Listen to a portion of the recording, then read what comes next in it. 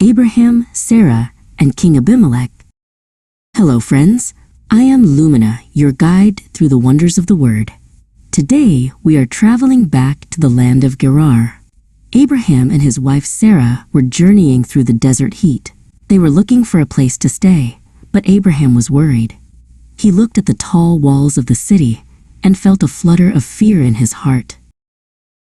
Abraham turned to Sarah and whispered, "The people in this place might not fear God.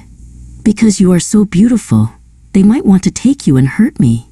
To protect himself, Abraham asked Sarah to tell a half-truth. "Please, tell them you are my sister," he said. While she was indeed his half-sister, she was also his wife. Abraham was letting fear guide him instead of full honesty. When they arrived in Gerar, the news of Sarah's beauty reached the palace. King Abimelech, the ruler of the land, sent for her. Because he believed she was only Abraham's sister, he took her into his household to be his wife. Abraham watched her go, his heart heavy with the secret he had kept. But God was watching over Sarah, and he was watching over the truth. That very night, while King Abimelech was deep in sleep, God spoke to him in a dream. A bright heavenly light filled the room, and a voice warned the king that the woman he had taken was actually another man's wife. In his dream, Abimelech was very afraid. He spoke back to God, saying, "Lord, will you destroy an innocent nation? He told me she was his sister, and even she said the same. I did this with a clean heart." God answered him, "Yes, I know you did this in integrity.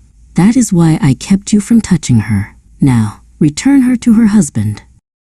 The next morning, King Abimelech woke up early. His heart was pounding. He called Abraham to the palace at once. "What have you done to us?" the king asked. "What sin have I committed against you that you have brought such great guilt on me and my kingdom? You have done things to me that should never be done." Abraham felt the weight of his choice.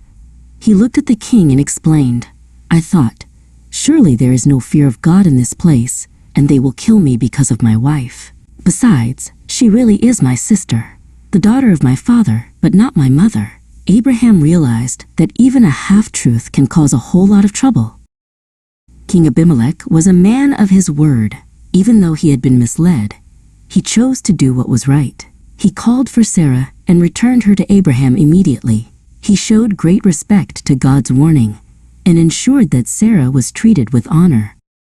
To show his sincerity, Abimelech gave Abraham sheep, oxen, and servants. He even gave Abraham 1,000 pieces of silver. "Look," Abimelech said, "my land is before you. Dwell where it pleases you." God used the king's generosity to provide for Abraham, even after Abraham's mistake. Then Abraham prayed to God for Abimelech. You see, friends, God had closed the wombs of everyone in the king's household because of Sarah. But when Abraham prayed, God healed the king, his wife, and his female servants. God is a protector of truth and a healer of those who seek him. Always remember, the truth is our best shield.